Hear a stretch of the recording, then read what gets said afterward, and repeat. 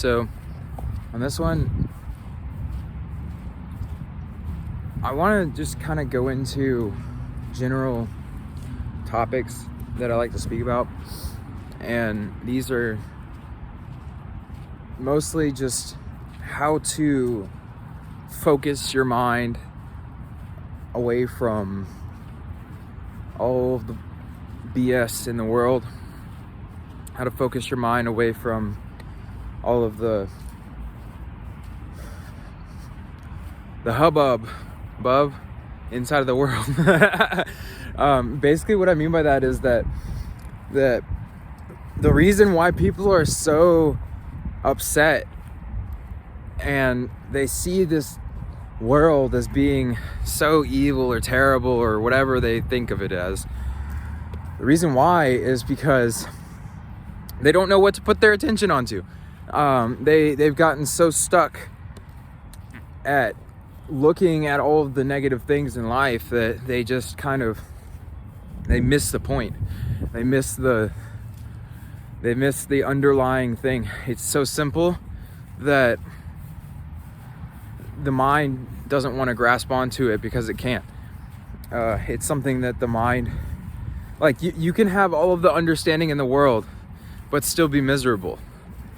No, I wouldn't say that, because then once you have all the understanding in the world, then you would understand that your miserability or whatever, your miserableness is created by you. So point being, like, what I mean though is that you can go external from yourself and you can try to learn as much as you want and still not get the point. And this is the difference between knowledge and wisdom. So what knowledge is an understanding of something based on a mind understanding. Meaning you can create a concept in your mind and then understand it in a way that you may be able to articulate it to other people, but it may not have been a direct experience of yours. It may be something that you understand through other interpretations and connections that you've made in your life. And wisdom is an innate knowing. It's like what you get when you stop thinking about things, because the thoughts of the things are what is clouding you from being able to experience the true thing. One of the reasons why people discriminate or they separate people is because they see aspects inside of people and then they judge those aspects, or they make some sort of a conclusion in their mind, where when they experience this aspect inside of another person, they automatically shut down their desire to love because of whatever the mind tells them. So what we're talking about here is to be able to go past all of those kind of explanations that your mind gives you. And then also, I'm going to make a video also very quick or after this on empathy too, because I want to talk about how, and I'm sorry I get distracted, but this just came into my mind.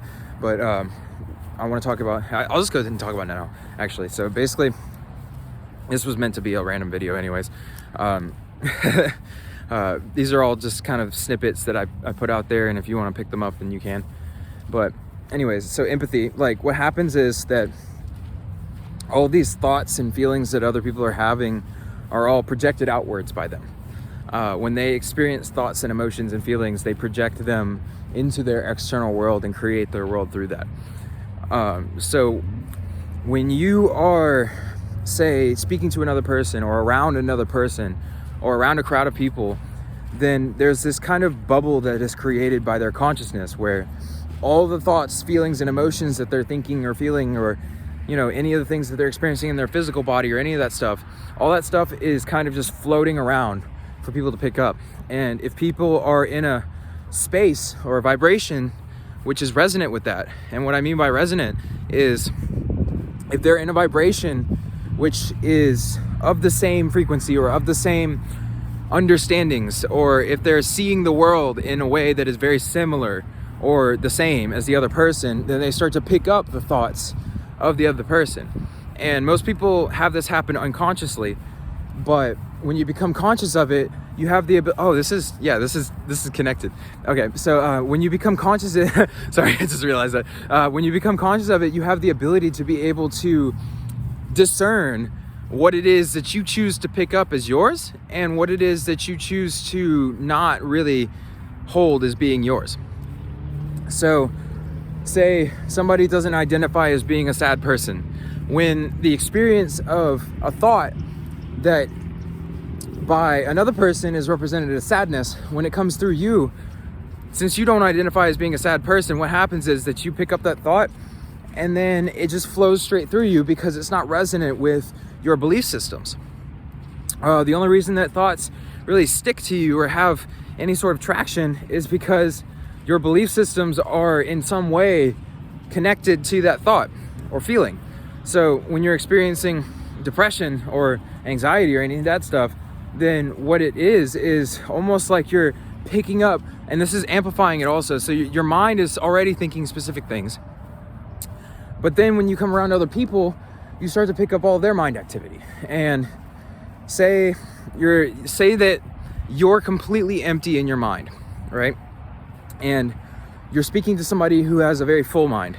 What happens is that when you start speaking to them, you will start to experience the same things that they're experiencing. So when they start speaking to you, you start having, say, lusty thoughts, or you start having feelings of feelings of like anxiety, or feelings of self-deprecation, or any of these thoughts that start to flow through you.